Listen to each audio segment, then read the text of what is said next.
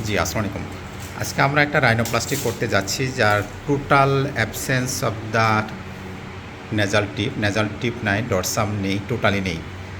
এবং dorsal cartilage মানে dorsal septum যে থাকে, সেই সেপ্টামটা নেই। নেজাল সেপ্টাম আমাকে যেটা বলি নেজাল পার্টিশন, সেই কারণে নেই।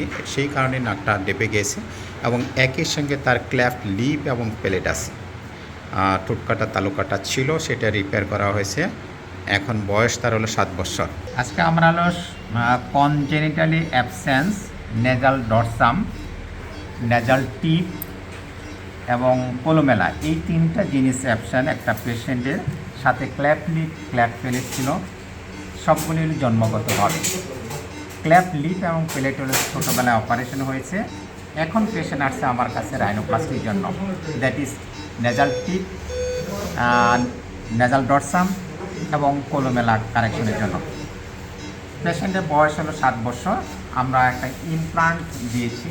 এই ইমপ্লান্টের মাধ্যমে আমরা রাইনোপ্লাস্টি কারেকশন করব। তার যে ডিফিসিট আছে, একই সঙ্গে কোলোমেলা বানাবো, নেজাল টিপ বানাবো এবং নেজাল ডরসাম বানাবো। আমরা জাস্ট আপনার অপারেশনের ফিচার দেখছি। আমরা যদি একটু ম্যাগনিফাইং করি, very amazing result, instant result.